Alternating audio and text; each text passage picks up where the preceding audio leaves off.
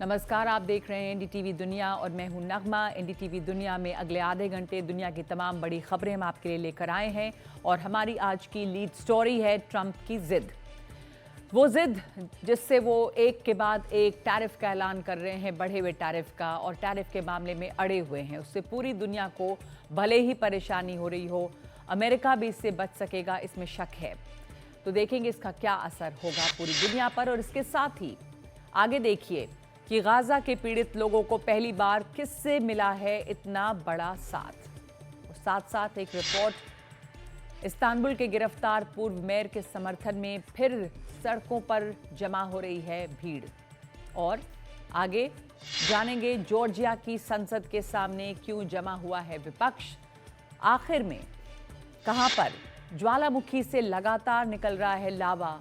लेकिन और अमेरिका ने चीन पर 104% टैरिफ लगाया, तो चीन ने भी टैरिफ को बढ़ाकर अब 84% कर दिया। तो वार पलटवार, चीन ने अमेरिका की 6 और कंपनियों को अविश्वसनीय कंपनियों की लिस्ट में भी डाल दिया है।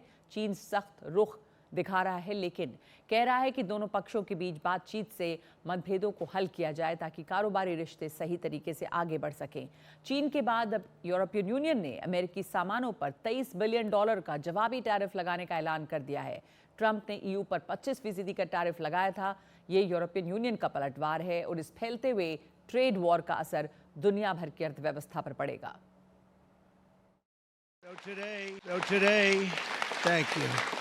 Today, we're taking historic action to help American workers, miners, families, and consumers.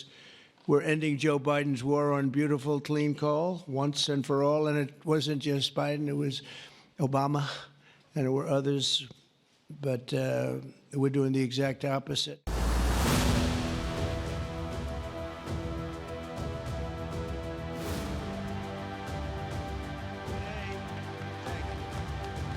Donald Trump ने फिर अपने मन की ही की। प्रदूषण के लिए जिम्मेदार माने जाने वाले कोयला सेक्टर को बढ़ावा देने के लिए उन्होंने कई आदेशों पर दस्तखत कर दिए हैं। कोयले से चलने वाले कुछ पुराने बिजली घर जो बंद होने वाले थे, उनको काम जारी रखने की छूट मिल गई है। डेटा सेंटर, एआई और इलेक्ट्रिक कारों के लिए बिजली की बढ़ती हुई मांग को देखते हुए ऐसा किया जा रहा है। यानी कि अब सरकारी जमीनों पर कोयले की खानों का पता लगाया जाएगा, कोयला के खनन से रोक हटाई जाएगी और कोयले की खदानों के पट्टे दिए जाएंगे। So I was not a big fan of the Paris Accord, and I let it be known, and I got out of it early. ये आदेश ट्रंप के जिद्दीपन को एक बार फिर साबित करता है। वही जिद्दीपन जिसकी वजह से वो दुनिया पर टैरिफ हमले कर रहे हैं। बेशक दुनिया परेशान है और परेशान तो अमेरिका के लोग भी हैं। उन्होंने किसी को नहीं बख्शा है। चीन उनके निशाने पर सबसे ऊपर है, जिस पर डोनाल्ड ट्रंप ने गुरुवार से 104% टैक्स लगा दिया है। उन्होंने चीन पर फरवरी में 10% टैक्स लगाया, मार्च में फिर 10%, अप्रैल की शुरुआत में 34% और चीन के भी इतना ही रेसिप्रोकल टैक्स लगाने के बाद एक बार फिर 50%। यानी अमेरिका में अब चीन का सामान दुगने से भी ज्यादा महंगा हो जाएगा। लेकिन चीन पहले कह रहा था कि वो टैरिफ खत्म करवाने के लिए लड़ता रहेगा और अमेरिका के साथ कारोबार पहले से ही संतुलित है। अब उसने अमेरिका पर पलटकर टैरिफ बढ़ाकर 34 से 84% कर दिया है, जो 10 अप्रैल से लागू होगा। 中方正在向乌方核实有关的情况。 दरअसल चीन से अमेरिका के लिए पूरी मजबूत सप्लाई चेन है। चीन से अमेरिका को जो सामान जाते हैं उनमें अहम है इलेक्ट्रॉनिक्स, कंप्यूटर और स्मार्टफोन, इलेक्ट्रिक गाड़ियों के लिए बैटरियां और पुर्जे। इनमें बहुत से सामान ऐसे हैं जो आगे जाकर अमेरिकी सामानों में इस्तेमाल होकर उनको पूरा करते हैं। चीन का काफी सारा सामान वियतनाम, कंबोडिया में उसकी कंपनियों के कारखानों के जरिए अमेरिका तक पहुंचता है और अमेरिका ने इसलिए इन दोनों देशों पर भी जबरदस्त टैरिफ लगाया है। ट्रंप खुश हैं कि अब देश उनके सामने तरह तरह की पेशकश भी कर रहे हैं। Telling you, these countries are calling us up. They are dying to make a deal. Please, sir, make a deal. I'll do anything. I'll do anything, sir. लेकिन ट्रंप की जिद पूरी दुनिया पर असर डाल रही है। दक्षिण अफ्रीका के संतरा किसान परेशान हैं कि उनकी उपज का क्या होगा। दक्षिण अफ्रीका अमेरिका को संतरों का बड़ा निर्यातक है। अब सिर्फ इसी सेक्टर में लगभग 35,000 नौकरियों पर संकट आ गया है।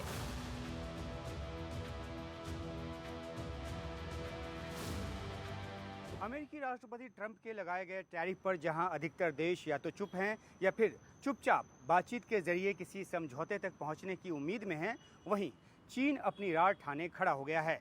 ट्रंप ने 34% टैरिफ चीनी सामान पर लगाया तो चीन ने भी 34% टैक्स अमेरिकी सामान पर लगा दिया, और जब ट्रंप ने 84% किया तो चीन ने भी अपना टैरिफ बढ़ाकर 84% कर दिया। दो सबसे बड़ी अर्थव्यवस्था वाले देश जब इस तरह लड़ रहे हैं तो इसका दुष्प्रभाव छोटी अर्थव्यवस्था वाले देशों पर पड़ने का खतरा अधिक है। एक अंग्रेजी कहावत भी है जिसका हिंदी में मतलब है कि जब दो हाथी लड़ते हैं तो इसका सबसे अधिक खामियाजा घास को उठाना पड़ता है। शायद इसलिए JP Morgan chase and company के सीईओ जेमी डिमॉन ने ट्रंप के टैरिफ हमलों को लेकर चेतावनी दी है कि इनसे महंगाई बढ़ने का पूरा खतरा है और दुनिया की सबसे बड़ी अर्थव्यवस्था अमेरिका पर मंदी आ सकती है। शेयर होल्डरों को अपने सालाना खत में उन्होंने अमेरिका को सुझाव दिया है कि वो भारत जैसे देशों के साथ अपने कारोबारी रिश्ते मजबूत करें। उनका ये भी कहना है कि अगर ट्रंप के टैरिफ हमलों से मंदी ना भी आई तो तरक्की की रफ्तार तो धीमी होगी ही। ट्रंप की दूसरी नीतियों को लेकर तो अमेरिका में बड़े पैमाने पर प्रदर्शन भी होने लगे हैं।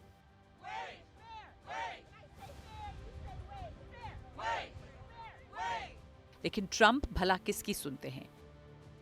वो तो कह रहे हैं कि ये जरा सी दवा है, कड़वी है, थोड़ा सा दर्द होगा, लेकिन इसकी वजह से लोग लंबे समय तक सेहतमंद रहेंगे। ट्रंप कहते हैं कि अमेरिका में 90,000 कारखाने बंद हो चुके हैं, अब बारी उनको चालू करने की है। उनकी बातें देश के एक बड़े तबके को अच्छी लग रही हैं, लेकिन जिस दिन इसका असर महंगाई के तौर पे उनकी जेब पर पड़ेगा, क्या वो तब भी ट्रंप के साथ खड़े होंगे?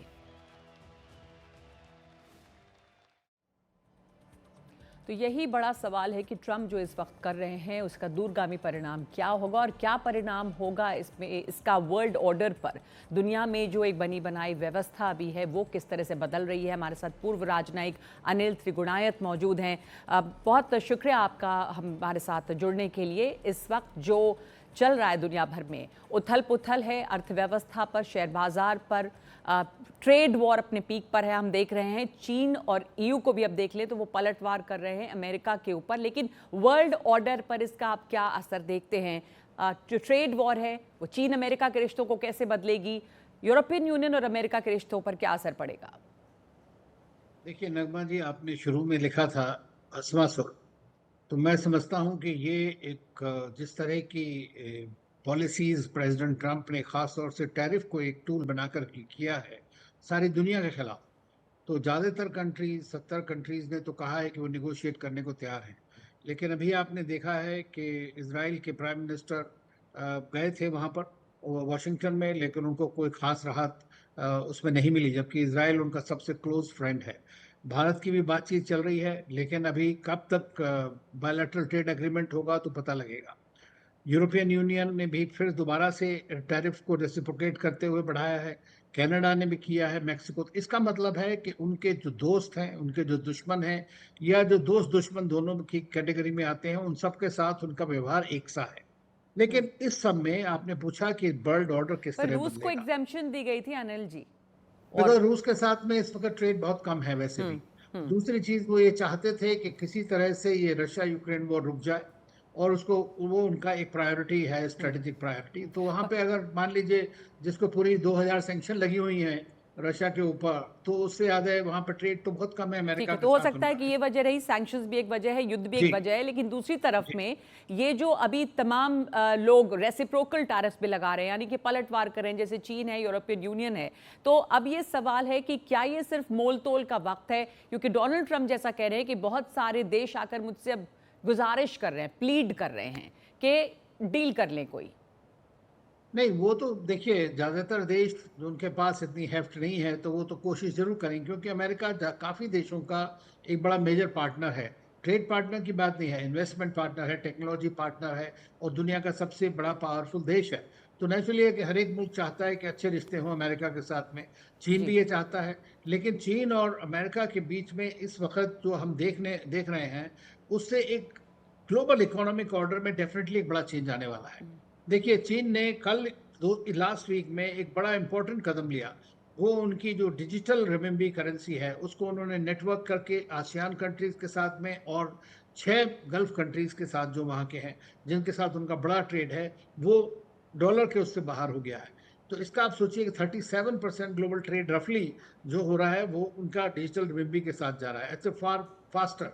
दूसरी जी। चीज, आज उन्होंने 18 यूएस कंपनीज के ऊपर भी सैंक्शंस लगा दिया है। सैंक्शंस लगा दिए जी। और जी, और ट्रेड भी और टैरिफ्स भी है 84%। अब हो सकता है वो भी 104% करेंगे अगर अमेरिका का टैरिफ 104% होगा तो इसका मतलब है कि दोनों का ये बड़ी बड़ी ताकतों के बीच में वहां के लोग जो है वो सफर करेंगे इस बात से। ये लेकिन चीन ये जियोपॉलिटिक्स दिखाना को किस तरह से बदल रहा है जी लेकिन? हाँ, जी हाँ, चीन जो है एक पोल बन के निकला है इसमें, कि चीन जो है अमेरिका के सामने बराबर की टक्कर लेके खड़ा हो सकता है। वो इस बात को दिखाने की कोशिश कर रहा है कि अगर आप हमारे साथ किसी तरह का वॉर करेंगे तो हम पूरी तरह से तैयार हैं। और वहाँ के प्रेसिडेंट ने, वहाँ के फॉरेन मिनिस्टर सब ने ये बात कही है बार बार कि हम नहीं चाहते हैं, लेकिन अगर वो चाहते हैं इस तरह का वॉर और किसी भी तरह का वॉर, तो हम चीज़ के लिए तैयार हैं। जी। उससे क्या हो रहा है कि ज़्यादा से ज़्यादा कंट्री इस बात को देख रहे हैं कि दुनिया में एक ही देश ऐसा है जी। जो अमेरिका की हेजेमनी के खिलाफ खड़ा हो रहा है। कुछ जी। हेजेमनिस्टिक है चाइनीज, लेकिन आप ये देखिए तो इससे आपको एक बाइपोलर वर्ल्ड बनने की काफी कगार पे दुनिया खड़ी है। और काफी दिनों से मैं कहता हूं कि जी बिल्कुल नहीं, आपने सही जो आखिरी आपने कहा वो एक बहुत इंपॉर्टेंट टेक अवे है इसमें कहा कि एक बाई पोलर वर्ल्ड बनने की कगार पे दुनिया खड़ी है, क्योंकि चीन एक बड़ी अर्थव्यवस्था के तौर पर इस वक्त अमेरिका को टक्कर दे रहा है और वो अकेला देश है जो इस तरह का पलटवार कर रहा है। शुक्रिया आपका हमारे साथ जुड़ने के लिए अनिल जी, बहुत धन्यवाद। तो एक बाइपोलैरिटी की तरफ में दो बड़े देश उभर रहे हैं अमेरिका के सामने। चीन एक बड़ी शक्ति के तौर पर इस समय उभर कर खड़ा है। आगे बढ़ते हैं। अमेरिका और चीन के जवाबी हमलों के बीच दुनिया की अर्थव्यवस्था में टैरिफ वॉर और तेज हो गया है, लेकिन इस जंग का क्या भारत पर भी कोई असर हो रहा है या फिर भारत सुरक्षित है, बता रहे हैं Himanshu Shekhar. We're putting a 50% tariff on above the tariffs that we put on. Trump के टैरिफ हमलों के बीच भारत ने इसके असर की समीक्षा तेज कर दी है। वाणिज्य और उद्योग मंत्री पीयूष गोयल ने बुधवार को देश की बड़ी एक्सपोर्ट प्रमोशन काउंसिलों के अध्यक्षों के साथ एक लंबी बैठक की और रेसिप्रोकल टैरिफ से भारतीय एक्सपोर्ट पर पड़ रहे असर का जायजा लिया। गवर्नमेंट से हमने ये कहा है कि जो शिपमेंट्स हम लोगों की तैयार रखी हैं गोदामों के अंदर या कस्टम में है, उसको जो है 3 महीने का और टैरिफ से हटाया जाए, जिससे कि जो माल हमने पुराने रेट्स में तय करा है वो बायर के पास उसी पुराने रेटों में पहुंचे। अपैरल एक्सपोर्ट प्रमोशन काउंसिल के अध्यक्ष सुधीर सेखरी ने एनडीटीवी से एक्सक्लूसिव बातचीत में कहा कि ट्रंप ने जो 26% रेसिप्रोकल टैरिफ टेक्सटाइल और अपैरल सेक्टर पर लगाया है, उसका शॉर्ट टर्म में असर दिखना शुरू हो गया है। देखिए, अभी बायर क्या कह रहे हैं कि जो तो माल आपने काट दिया वो तो आप अभी उसको रोक लीजिए, जो माल अभी वहाँ निकाल दिया और अभी वेसल में नहीं पड़ा और पोर्ट में पड़ा है उसको निकाल दीजिए। वो इसी वजह से वो भी देखना चाह रहे हैं कि देखिए 2-3 हफ्ते के अंदर कई कंट्रीज़ अपनी नेगोशिएशंस कर रही हैं, कुछ नेगोशिएशन में कुछ उसका कोई सोल्यूशन निकलता है, तो इस वजह से कह रहे हैं कि 2 हफ्ते के लिए रुक जाइए। कैंसलेशन नहीं दे रहे हैं, वो सिर्फ होल्ड करने को कह रहे हैं। तो अमेरिकन बायर्स कह रहे हैं कि आप 2 हफ्ते तक नया ऑर्डर्स जो है नहीं, नए ऑर्डर तो अभी प्लेस नहीं कर रहे, लेकिन जो ऑर्डर अभी हमने काटे नहीं और जो प्रोडक्शन में नहीं गए उनके लिए कह रहे हैं वो जरा होल्ड कर लीजिए 2 हफ्ते के लिए।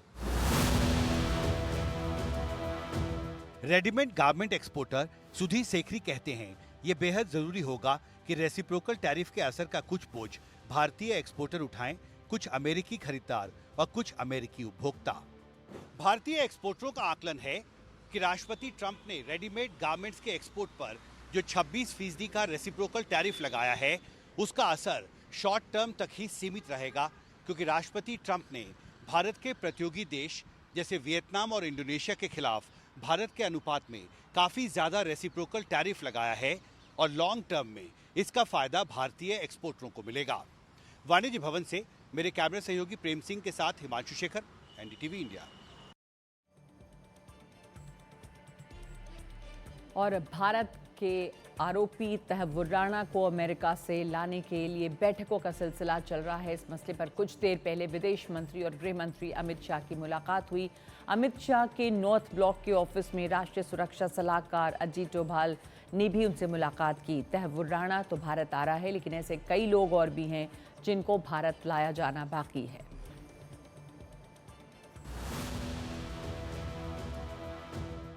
भारत के मोस्ट वांटेड आतंकियों में से एक तहव्वुर राणा कल भारत पहुंच जाएगा। ये देश के लिए एक बड़ी कामयाबी है, लेकिन तहव्वुर राणा उन आतंकियों में महज एक नाम है जिसकी भारत को तलाश है। ऐसे कई आतंकी हैं जो दूसरे देशों में पनाह लेकर भारतीय सुरक्षा एजेंसी और भारतीय कानून के शिकंजे से बाहर हैं। इनमें से ज्यादातर पड़ोसी मुल्क पाकिस्तान में हैं, लेकिन अमेरिका, कनाडा, यूके और चीन में भी भारत के मोस्ट वांटेड आतंकी हैं। राष्ट्रीय अन्वेषण एजेंसी या एनआईए की मोस्ट वांटेड लिस्ट में टॉप 10 नामों पर एक नजर डालते हैं। सबसे पहले मसूद अजहर, जो जैश ए मोहम्मद का संस्थापक है और पाकिस्तान में रहता है। फरवरी 1994 में इसे कश्मीर में गिरफ्तार किया गया था। फिर दिसंबर 1999 में इंडियन एयरलाइंस विमान का अपहरण कर मसूद अजहर की रिहाई की मांग की गई। इसे वाजपेयी सरकार ने रिहा करके कंधार पहुंचाया। मसूद अजहर पर आरोप है कि उसने भारत पर कई आतंकी हमले करवाए, जैसे 2001 में भारतीय संसद पर हमला, 2008 में मुंबई हमले, 2016 में पठानकोट पर और 2019 में पुलवामा में धमाके। लश्कर-ए तैयबा आतंकी संगठन का सह संस्थापक हाफिज सईद भी एनआईए की मोस्ट वांटेड लिस्ट में है। इस पर भारत में कई आतंकी हमलों का आरोप है। आतंक से जुड़ी गतिविधियों के कारण पाकिस्तान में भी हाफिज सईद पिछले करीब 20 सालों से जेल में ही रहा है। लश्कर-ए तैयबा का दूसरा सह संस्थापक ज़कीउर रहमान लखवी, जो 2008 मुंबई हमलों के प्रमुख आरोपियों में से है, भारत को उसकी भी तलाश है। हालांकि लखवी दिसंबर 2008 से लेकर अप्रैल 2015 तक पाकिस्तानी जेलों में बंद रहा और जनवरी 2021 से फिर से कैद है। लेकिन खबरें आती रहती हैं कि कैद महज दिखावा है और वो आज़ादी के साथ पाकिस्तान में घूम रहा है। 2008 के मुंबई हमलों की योजना बनाने में मदद करने वाला डेविड कोलमैन हेडली, जो फिलहाल अमेरिका की जेल में है। 2013 में उसे मुंबई के आतंकी हमले समेत कई और मामलों के लिए 35 साल की सजा सुनाई गई थी। एक और नाम है सैयद सलाहुद्दीन, जो हिजबुल मुजाहिदीन का प्रमुख है। उस पर जम्मू कश्मीर में आतंकी हमले करवाने और आत्मघातियों को भेजने का आरोप है। सैयद सलाहुद्दीन ऐलान कर चुका है कि उसका मकसद जम्मू कश्मीर का पाकिस्तान में विलय करवाना है। दाऊद इब्राहिम और उसके डी कंपनी के गुर्गे छोटा शकील, अनीस इब्राहिम और टाइगर मेमन भी मोस्ट वांटेड आतंकियों की सूची में हैं। इन पर 1993 में मुंबई में हुए धमाके करवाने का आरोप है। माना जाता है कि डी कंपनी के सभी आतंकी पाकिस्तान में हैं। भारत ने 2020 में सिक्स फॉर जस्टिस के गुरपतवंत सिंह पन्नून को आतंकी घोषित किया। पन्नून अमेरिका में रहता है और उस पर भारत और उसके नेताओं के ऊपर हिंसा भड़काने और अलग खालिस्तान देश के लिए आंदोलन चलाने का आरोप है। 2023 में उस पर एक जानलेवा हमला किया गया था। खालिस्तान टाइगर फोर्स का परमजीत सिंह पम्मा भी एनआईए की मोस्ट वांटेड लिस्ट में है। 2000 में यूके ने इसे राजनीतिक शरण दी थी। इस पर 2010 में पटियाला और अंबाला के बम धमाके करवाने और कुछ लोगों की हत्या करवाने का आरोप है। गोल्डी बराड़, जो बब्बर खालसा से जुड़ा हुआ है और लॉरेंस बिश्नोई गैंग का भी सदस्य है, उस पर सिद्धू मूसेवाला की हत्या करने और सलमान खान जैसे लोगों की हत्या की कोशिश करने का आरोप है। माना जाता है कि गोल्डी बराड़ कनाडा में रहकर हत्या और ड्रग्स जैसे जुर्म का कारोबार चला रहा है। असम को भारत से अलग करने की मुहिम चलाने वाला United liberation front of Assam यानी उल्फा का परेश बरुआ भी एनआईए की मोस्ट वांटेड सूची में है। बरुआ चीन के यूनान प्रांत में बैठकर भारत विरोधी गतिविधियां चला रहा है।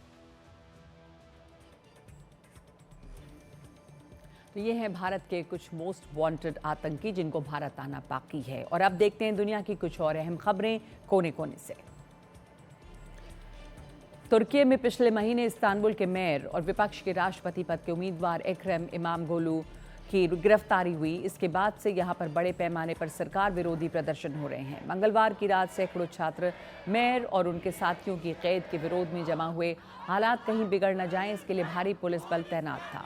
आपको बता दें कि जब से विरोध प्रदर्शन शुरू हुए हैं, उसके बाद से कुछ पत्रकारों समेत 2000 से ज्यादा लोगों को हिरासत में लिया गया है।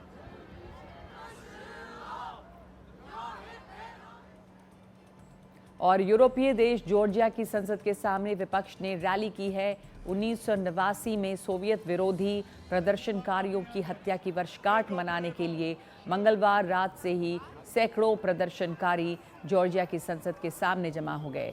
प्रदर्शनकारी सत्तारूढ़ जॉर्जियाई ड्रीम पार्टी पर रूस का पक्ष लेने और जॉर्जिया को उसके यूरोप समर्थक रास्ते से भटकाने का आरोप लगा रहे हैं। जॉर्जिया में हर साल 9 अप्रैल को राष्ट्रीय एकता दिवस मनाया जाता है। 1989 में इस दिन सोवियत सेना ने 21 शांतिपूर्ण प्रदर्शनकारियों को मार डाला था। हवाई के खिला हुआ ज्वालामुखी से लगातार लावा निकल रहा है। मंगलवार को भी इसमें विस्फोट हुआ। कुछ दिन पहले करीब 1000 फुट ऊंचा लावा का फव्वारा निकला था। इस ज्वालामुखी को देखने आने वाले सैलानियों की संख्या भी पिछले कुछ दिनों से बढ़ गई है। बड़ी संख्या में लोग हवाई वोल्केनोज नेशनल पार्क आ रहे हैं। खिला हुआ दुनिया के सबसे सक्रिय ज्वालामुखियों में से एक है। खिलावा में विस्फोट का ये सिलसिला 23 दिसंबर को शुरू हुआ था, उसके बाद से रुक रुक कर जारी है।